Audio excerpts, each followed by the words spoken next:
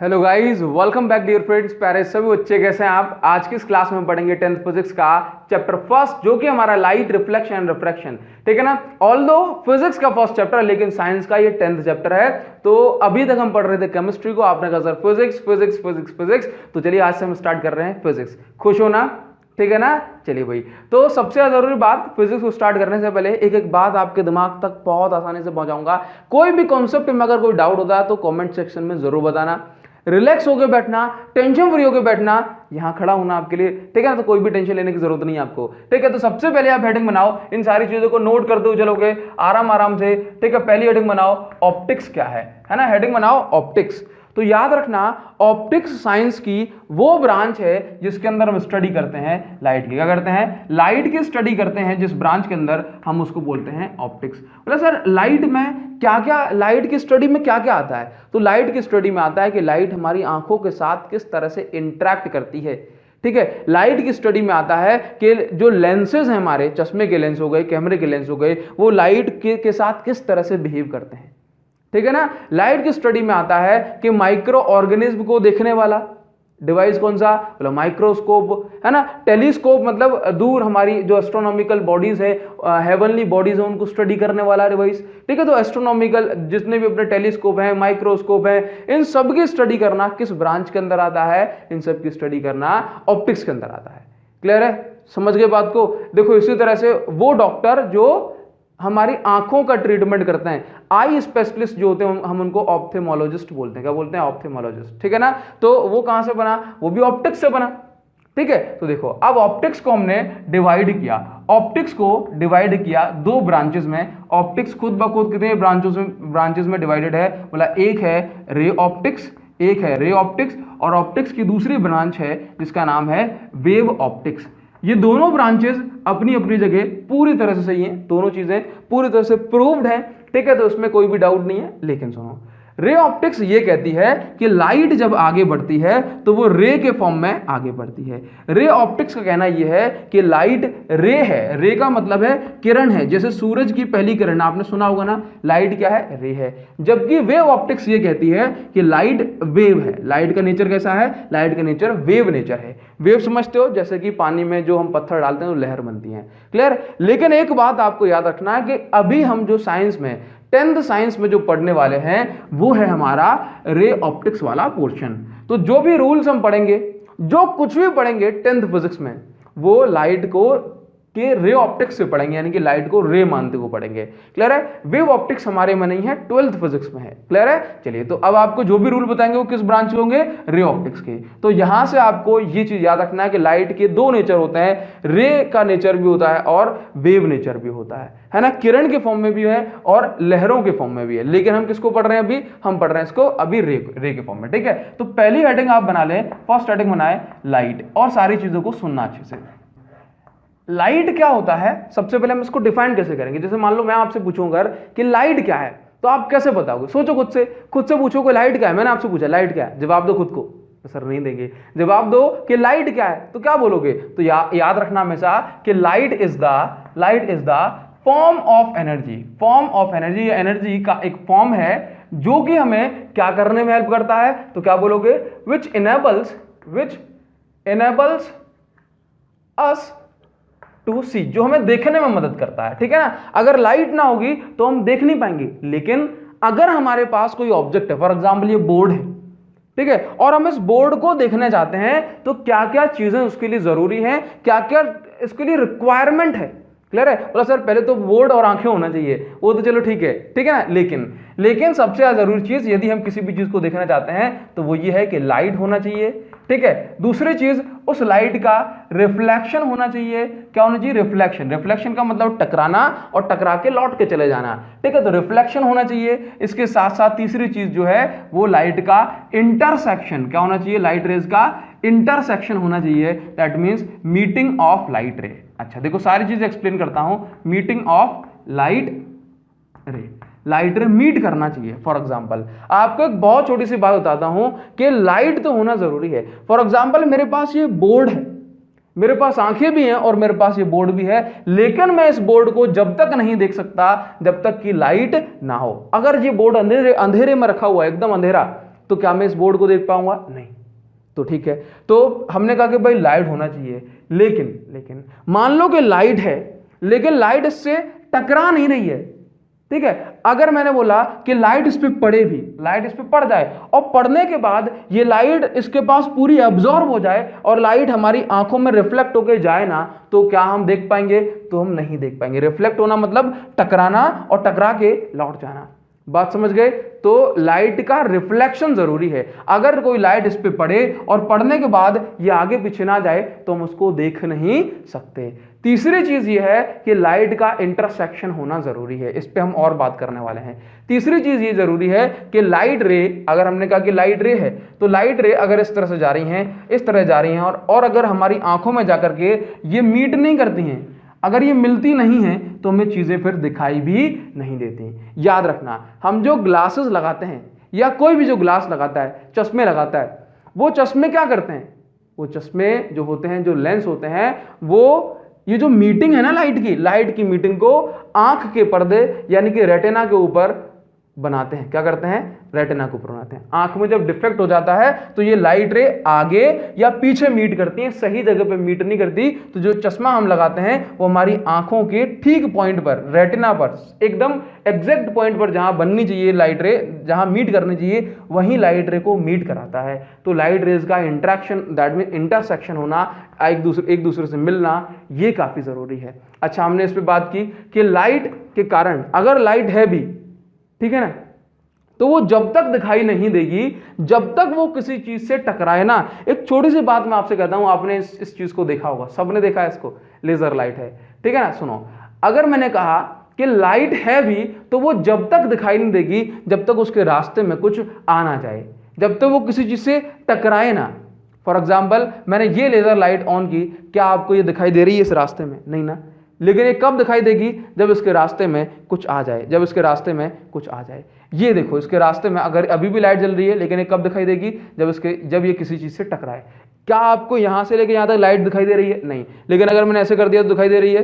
हाँ, ठीक है। क्यों दिखाई दे रही है? क्योंकि लाइट तो है, लेकिन जब तक ये टकराएगी नहीं तब तक हमें दिखाई भी नहीं देगी। तो यही रीजन है, इस चीज को नोट करो, यही रीजन है कि सन तो है, सन तो सबके लिए, सन तो सबके लिए, और वो सबको लाइट भी दे रहा है, सबको लाइट रे भी दे रहा है। लेकिन आप जब भी टीवी में इमेज देखते होगे, जब भी आप जो है ना इमेज देखते होगे स्पेस की, आपको वहां पर क्या दिखाई देता है? आपको वहां पर सिर्फ और सिर्फ अंधेरा दिखाई देता है। क्यों? क्योंकि लाइट तो है, लाइट तो देखो, जैसे मान लो ये लाइट सन से आ रही है, ये लाइट सन से आ रही है, ये पूरा स्पेस है, लेकिन आपको ये बीच वाली जगह में ये लाइट दिखाई नहीं दे रही। क्यों नहीं दिखाई दे रही? क्योंकि जब तक बीच में कुछ होगा नहीं तब तक हमें दिखाई नहीं देगा। जबकि अर्थ पे हमें क्यों दिखाई देने लगता है? अर्थ पे क्यों दिखाई देने लगता है? क्योंकि अर्थ पे काफी सारे डस्ट पार्टिकल हैं, काफी सारे एटमॉस्फेरिक पार्टिकल हैं। तो लाइट जब आती है तो उन एटमॉस्फेरिक पार्टिकल से टकराती है और हर डायरेक्शन में बिखर जाती है। तो क्या बोलोगे कि किसी भी चीज को देखना है या लाइट खुद को देखना है तो वहां पर रिफ्लेक्शन होना, लाइट को देखने के लिए किस चीज का रिफ्लेक्शन होता है? तो बहुत छोटे छोटे डस्ट पार्टिकल का रिफ्लेक्शन होता है। क्लियर है इतनी बात? तो ये लाइट के बारे में कुछ बेसिक जानकारी हुई। लाइट के बारे में, that means rules of light, आपसे कुछ पूछे जाएंगे, उन चीजों को आपको अच्छे से याद रखना है, ठीक है। तो आप हेडिंग बनाओ रूल्स ऑफ लाइट, या फिर बोलो कि लॉज, अच्छा रूल्स लिख लो, है ना, कि लाइट के बारे में कुछ रूल्स हैं जो हमें ध्यान देना है। तो पहला पॉइंट लिखो, पहला पॉइंट, ये तो उसकी डेफिनेशन होगी कि लाइट क्या है? Light is the form of energy which enables us to see, ठीक है ना। एनर्जी का एक फॉर्म है जिसकी हेल्प से हम देख पाते हैं। दूसरी चीज लिखो कि लाइट ऑलवेज, यहां पे लिखो light always tends to travel. Tends का मतलब समझाते हैं अभी आपको। Tends to travel in straight path. सुनो ध्यान से, सारे बच्चे मेरी बात को ध्यान से, एकदम बहुत ध्यान सुनना, ठीक है ना। मैंने कहा कि लाइट ऑलवेज टेंड, इस टेंड का मतलब क्या है? टेंड का मतलब है कि लाइट की कोशिश हमेशा ये होती है कि ये हमेशा एक स्ट्रेट पाथ में ट्रेवल करे, एक सीधे पाथ में ट्रेवल करे। लेकिन कई बार ऐसा भी होता है, आप चाहें तो अभी हम जो है ना मिराज फॉर्मेशन वगैरह पढ़ेंगे, कई बार ऐसा भी होता है कि लाइट जो है ना ऐसे घूम जाती है। किन कारण से घूमती है इस चीज पे भी बात करेंगे, लेकिन हमेशा याद रखना कि light always travels, light always tend to travel in straight path, ठीक है ना। Light always tends to travel in straight path in a medium, ठीक है। अगर एक मीडियम की बात कर रहे हैं तो लाइट हमेशा स्ट्रेट पाथ में ट्रेवल करती है, ठीक है, समझ गए बात को? ठीक, चलिए, दैट मीन्स मुड़ती नहीं है, टेढ़ी नहीं होती, मतलब ऐसा बोलेंगे कि लाइट जो है ना ऐसे घूमती नहीं, कर्व नहीं लेती, ठीक है, तो हमेशा एक स्ट्रेट पाथ में ट्रेवल करती है। चलिए दूसरी बात क्या लिखो भाई, यहां पे लिखो speed of light remains constant in a medium. इस इन ए मीडियम का मतलब समझो, मीडियम का मतलब जैसे पानी हो गया, हवा हो गई, ग्लास हो गया, पेपर हो गया। तो लाइट की जो स्पीड है वो जब तक नहीं बदलती जब तक कि मीडियम ना बदल जाए। जैसे मान लो अगर मैंने इस लेजर लाइट को पास कराया एक पानी के टैंक से, तो इस लेजर लाइट की जो स्पीड है, इस लेजर लाइट की जो स्पीड है वो जब तक नहीं बदलेगी जब तक ये पानी को छोड़ नहीं देती। पानी में है तो इसकी स्पीड, जो पूरे पानी में इसकी स्पीड बराबर एकदम कांस्टेंट होगी, है ना, एक जैसी होगी। लेकिन जैसे ये पानी से हवा में जाएगी लाइट, इसकी स्पीड बढ़ जाएगी। अगर मान लो हवा से ये किस में चली जाए, ग्लास में चली जाए, तो इसकी स्पीड फिर से बदल जाएगी। तो यहां पे क्या याद रखोगे कि लाइट की जो स्पीड है एक मीडियम में हमेशा कांस्टेंट रहती है, कि सिर्फ जब ही बदलती है जब मीडियम हमारा बदल जाए। तीसरी बात आप नोट करो लाइट के लिए, तीसरा पॉइंट आप नोट करो कि स्पीड ऑफ लाइट की speed of light is, light की स्पीड कितनी है, 3 × 10⁸ मीटर पर सेकेंड। 3 × 10⁸ मीटर पर सेकेंड का मतलब यह है कि 3 लाख किलोमीटर पर आवर। ठीक है, अच्छा 3 लाख किलोमीटर पर सेकेंड। अच्छा, आप तो इतनी बात याद रखना कि लाइट की स्पीड कितनी है, 3 × 10⁸ मीटर पर सेकेंड, यानी कि 3 के आगे 8 जीरो लगा दो और इतने मीटर एक सेकंड में लाइट चल जाती है, यानी कि बहुत स्पीड है, बहुत ज्यादा। ठीक है, लाइट से ज्यादा स्पीड किसी की नहीं है। बोला अच्छा, एक छोटी सी एक पहेली हम आपसे पूछते हैं, एक छोटी पजल है, बताओ कि लाइट से ज्यादा स्पीड किसकी हो सकती है? जो साइंस की नजरों में जीरो है। लाइट से ज्यादा स्पीड हमारे मन की है, सिर्फ मन की स्पीड लाइट से ज्यादा है, बाकी किसी भी चीज की स्पीड लाइट से ज्यादा नहीं है। ठीक है, और मन किसी एक्सपेरिमेंट में नहीं आता, तो फिर हम जो है ना मन को साइंस के अंदर कंसीडर भी नहीं करते हैं। ठीक है ना, यहां पे देखो फोर्थ पॉइंट में अगर आपको लिखना है तो फोर्थ पॉइंट में आप ऐसे भी लिख सकते हो। अगर आप इसके वेव नेचर को बताओ तो आप ऐसे भी लिख दोगे कि लाइट, अच्छा देखो एक चीज और, light is a electromagnetic wave. अगर आप लाइट के वेव नेचर का अगर एक पॉइंट लिखना चाहते हैं तो आप यहां पे लिख देंगे कि लाइट इलेक्ट्रोमैग्नेटिक वेव है। लाइट इलेक्ट्रोमैग्नेटिक वेव है, इसका मतलब क्या है? इसका मतलब यह है कि इलेक्ट्रोमैग्नेटिक वेव वो वेव होती हैं जो कि बिना किसी मीडियम के ट्रेवल कर सकती हैं। यानी कि अगर बीच में कोई मीडियम ना हो तो भी लाइट एक पॉइंट से दूसरे पॉइंट तक पहुंच जाती है। बोला सर ये तो नॉर्मल सी बात है ना? नहीं, नॉर्मल बात नहीं है। अगर मैं यहां पर मेरे पास से सारी हवा एकदम गायब हो जाए, मैं स्पेस में जाकर चिल्लाऊं कि मेरे चैनल को सब्सक्राइब कर देना, तो मेरी आवाज एक पॉइंट से दूसरे पॉइंट तक आगे नहीं बढ़ेगी। बात समझ पा रहे हो? तो जो हमारी जो ऐसे बोले कि एनर्जी जो होती है, या फिर मैं ऐसा कहूं कि जैसे साउंड है ना, तो साउंड को ट्रेवल करने के लिए मीडियम की जरूरत होती है। इसी तरह से लाइट को ट्रेवल करने के लिए किसी मीडियम की जरूरत नहीं होती। और जहां पर कोई मीडियम नहीं है हम उसको क्या बोलते हैं? हम उसको बोलते हैं वैक्यूम। तो यहां पे क्या लिखना? Light can also travel in vacuum. Light can also travel in vacuum. Clear है? तो बात, वैक्यूम में भी लाइट ट्रेवल कर सकती है। आप इस चीज को ध्यान रखोगे। ये लाइट के बारे में इतनी सारी चीजें आपको हमेशा ध्यान रखते हुए चलोगे। क्या आपको इतनी बात समझ में आ रही है? ठीक है जी। तो आप लोगों से एक छोटी सी प्रॉब्लम है कि चैनल को जरूर सब्सक्राइब तो आप करके रखे हो, मुझे पूरा विश्वास है। अगर आपको हेल्प हो पा रही है, अगर आप मुझसे रेगुलर पढ़ रहे हो, तो उसको अपने फ्रेंड के साथ जरूर शेयर करना। ठीक है ना, ताकि काफी सारे लोगों तक ये बात पहुंच पाए। ठीक है ना? चलिए, अगर आप ऐसा करोगे तो बहुत अच्छी बात होगी। अदरवाइज जो चीजें जैसी चल रही हैं वैसे चलते रहने दोनों। ठीक है ना? चलिए भाई आगे बढ़े। अब आप हेडिंग बनाओ reflection of light and refraction of light. क्या? Reflection of light and refraction of light. ठीक है, इसको हटाते हैं। तो हेडिंग बना स्टूडेंट्स रिफ्लेक्शन ऑफ लाइट, है ना? देखो चीजों को आराम से डेप्थ में समझेंगे, नो टेंशन। ठीक है, पहली चीज याद रखो कि रिफ्लेक्शन का मतलब क्या है? रिफ्लेक्शन का मतलब है टकराना और टकरा के लौट जाना।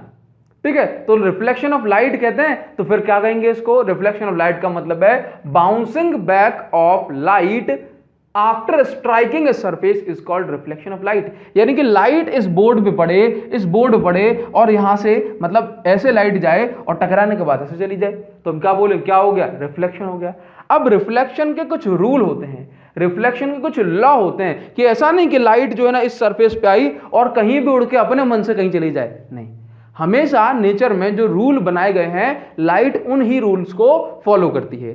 क्लियर है बात, तो उन रूल्स को हमें पढ़ना है जो हमारे एग्जाम में इस नाम से भी आते हैं कि write down the rules of reflection, write down the laws of reflection. तो बेसिकली रिफ्लेक्शन के दो लॉ होते हैं। पहला लॉ क्या कहता है, पहला लॉ ये कहता है कि angle of incidence is always equal to angle of reflection. अच्छा, तो सबसे पहले जैसे मान लो हमने कहा कि ये हमारे पास एक सरफेस है, लेट्स से ये हमारे पास एक मिरर है, ठीक है ना। अच्छा, हमने इसको इस तरह से दिखाया, मिरर के पीछे पॉलिशिंग होती है ना, तो हमने ये पॉलिशिंग लगा दी, लेट्स से पॉलिश, ठीक है। लेट्स से मैंने कहा कि इस तरह से लाइट आती है, ये लाइट इस पे इस तरह से आई, ये जो लाइट आती है इस आने वाली लाइट को हम कहते हैं इंसिडेंट रे। क्या कहते हैं, इंसिडेंट रे। क्लियर है, ये लाइट इस पे टकराएगी और टकराने के बाद ये ऐसे लौट जाएगी, ऐसे लौटेगी या ऐसे लौटेगी, सारी बातें आपको बताते हैं, ठीक है। लेकिन इस टकराने के बाद यानी कि स्ट्राइक करने के बाद ये लाइट लौट गई, इस लाइट रे को हम बोलते हैं रिफ्लेक्टेड रे। क्लियर है, अच्छा देखो, ठीक है, जहां पर लाइट टकराए, जहां पर लाइट इंसिडेंट करे, उस पॉइंट पर हम एक 90 डिग्री की लाइन डालते हैं। इस पॉइंट पे देखो लाइट आई और आने के बाद कहां टकराई, बोला यहां, तो हम यहां पर एक लाइट रे, यहां पर एक नॉर्मल डालेंगे। क्या डालेंगे, नॉर्मल। नॉर्मल का मतलब है इस सरफेस पर 90 डिग्री बन रहा है, तो देखो, तो समझ गए ये क्या है, बोला ये है नॉर्मल, ये क्या है, बोला ये है इंसिडेंट रे, और ये क्या है, रिफ्लेक्टेड रे।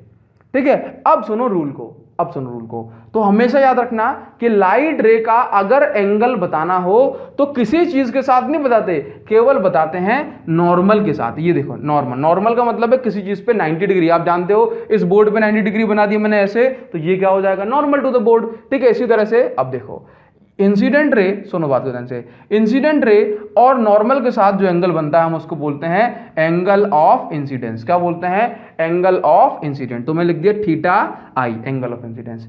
रिफ्लेक्टेड रे और नॉर्मल के साथ कौन सा एंगल बनेगा, बताओ कौन सा एंगल बनेगा, बोला ये आपका reflected angle, angle of reflection. Clear है तेरी बात। तो देखो सुनो, तो फिजिक्स ये कहती है, नेचर ये कहती है कि कभी भी कोई भी लाइट रे जो आएगी उसका जितना एंगल ऑफ इंसिडेंस होगा, उतना ही एंगल ऑफ रिफ्लेक्शन होगा। जैसे मान लो अगर ऐसा हुआ कि लाइट रे यहां पर आई, ठीक है, सबसे पहले हम क्या करेंगे, सबसे पहले हम यहां पे बनाएंगे 90 डिग्री। हमने 90 डिग्री बनाई और देखा कि ये एंगल 45 डिग्री का है। ठीक है, तो फिर ये वाला एंगल भी क्या हो जाएगा, ये वाला एंगल भी, जो लाइट यहां से टकरा के लौटेगी, ये वाला भी 45 डिग्री का ही हमेशा होता है। अगर आपने ऐसा बोला कि लाइट इस तरह से आई, ये एंगल अगर आपका 60 डिग्री हो गया, ठीक है ना, इसके साथ, तो फिर ये जो लाइट लौटेगी ये भी 60 डिग्री के साथ ही लौटेगी। समझ गए बात को। तो ये होता है इसका पहला रूल कि angle of incidence is always equal to angle of reflection. Clear हो पा रही इतनी बात ना। दूसरी बात को सुनो, दूसरी बात को आप हमेशा ध्यान रखोगे कि दो चीजें होती है हमारे पास। क्या, एक होता है प्लेन। क्या होता है, प्लेन। फॉर एग्जांपल प्लेन समझते हो, स्पेलिंग क्या, वही जो मैथमेटिक्स में आपने प्लेन पढ़ा है, PLANE। प्लेन का मतलब है कि आप ऐसे मान लो कोई भी सरफेस आप समझ सकते हो। जैसे मान लो मैंने कहा कि मेरे पास एक ये प्लेन है और एक ये प्लेन है, ठीक है ना। एक मिनट वेट करो, मेरे पास दो प्लेन है, ठीक है, एक ये प्लेन और एक ये प्लेन। अब अगर कुछ भी हो रहा है, अगर मान लो मैंने कहा कि चलो ऐसे दिखा देता हूं मैं आपको, एक ये प्लेन बोर्ड का प्लेन और एक हॉरिजॉन्टल प्लेन, एक वर्टिकल प्लेन और एक हॉरिजॉन्टल प्लेन। अब अगर मैं कुछ भी कर रहा हूं, जैसे मान लो कि ये लाइट को अगर मैं इस तरह से इंसिडेंट करा रहा हूं, ये यहाँ पे अगर मैं करा रहा हूं ऐसे ऐसे ऐसे ऐसे ऐसे कुछ भी हो रहा है, ये चीज कोई ऐसे जाए ऐसे जाए ऐसे जाए ऐसे जाए, तो किस प्लेन में हो रहा है, मतलब बोर्ड के प्लेन में हो रहा है। लेकिन अगर कोई लाइट ऐसे जाए इस तरह से, ये किस प्लेन में हो रहा है, इसके साथ। समझ गए। तो जिस सरफेस के पैरेलल कोई काम होता है हम बोलते हैं कि इस प्लेन में हो रहा है। एक बार फिर सुनो, मैंने कहा कि अगर कोई भी चीज ऊपर नीचे हो रही है, इस तरह से। बताओ किस प्लेन के साथ हो रही है? बोला सर ये बोर्ड के प्लेन के साथ हो रही है। लेकिन अगर कोई चीज ऐसे हो रही है इस तरह से, ये देखो बाहर की साइड आ रही है, तो ये इस प्लेन के साथ हो रही है, ठीक है ना। तो प्लेन का मतलब है कि कोई भी सरफेस जिसके पैरेलल काम किया जा रहा है, ठीक है। तो देखो, तो सेकंड चीज याद रखना कि इंसिडेंट रे, ये रही इंसिडेंट रे, ठीक है। रिफ्लेक्टेड रे, ये रही रिफ्लेक्टेड रे, और नॉर्मल, ये तीनों एक ही प्लेन में लाई करते हैं। ये तीनों क्या होते हैं? एक ही प्लेन में लाई करते हैं। अब इनको समझो, इनको समझो। जैसे मान लो मैंने कहा कि कभी ऐसा नहीं होगा कि बॉल जो है, मैंने क्या किया, बॉल मैंने ऐसे फेंकी, ठीक है। अब ये बॉल ऐसे चली जाए, हमेशा क्या होता है कि आपने जो है बॉल को इस तरह से फेंका, बॉल क्या करेगी, बॉल जो है आगे ही बढ़ेगी।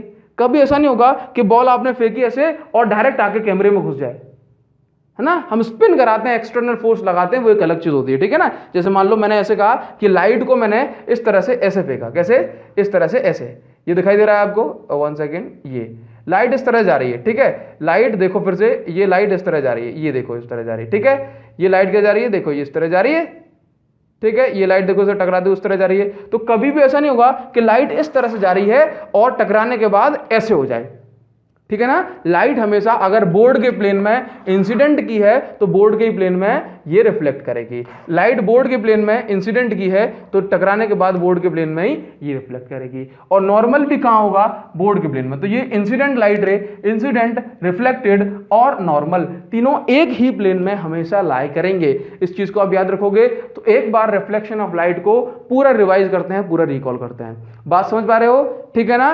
चलिए, तो पहली बात को सुनो। मैंने कहा रिफ्लेक्शन ऑफ लाइट क्या होता है, तो क्या बोलोगे? वो फेनोमेना जिसके अंदर लाइट किसी सरफेस स्ट्राइक करती है, स्ट्राइक करने के बाद लौट जाती है, हम उसको बोलते हैं reflection of light. That means bouncing back of light, ठीक है, after striking through surface called reflection of light. अब रिफ्लेक्शन के दो लॉ होते हैं, दो नियम होते हैं, दो रूल्स होते हैं। पहला लॉ ये कहता है कि एंगल ऑफ इंसिडेंस और एंगल ऑफ रिफ्लेक्शन हमेशा दोनों सेम होंगे। क्लियर है? दूसरा लॉ ये कहता है कि इंसिडेंट रे, ये इंसिडेंट रे, रिफ्लेक्टेड रे और आपकी जो है ना ये नॉर्मल टू द सरफेस, ये हमेशा तीनों एक ही प्लेन में लाई करेंगे, है ना। अगर कोई लाइट रे इस तरह से जा रही है, इस तरह जा रही है, तो टकराने के बाद ये इस तरह से गई ना, तो टकराने के बाद ऐसे ही जाएगी और नॉर्मल ऐसे पड़ेगा। ऐसे नहीं होगा लाइट यहां पे गई और टकराने के बाद ऊपर चली जाए। क्लियर इतनी बात? तो बात समझ गए कि तीनों प्लेन, तीनों लाइट, तीनों जो लाइंस होंगी, इंसिडेंट, रिफ्लेक्टेड और नॉर्मल, ये तीनों एक ही प्लेन में लाया करते हैं। क्या आपको इतनी बात समझ में आ गई? चलिए भाई आगे बढ़ें। अब हेडिंग बनाओ रिफ्रैक्शन ऑफ लाइट, जो कि थोड़ा थोड़ा स्टूडेंट को समझ में आएगा, टेंशन मत लो, ठीक है। बहुत सिंपल है। तो हेडिंग बनाओ रिफ्रैक्शन ऑफ लाइट।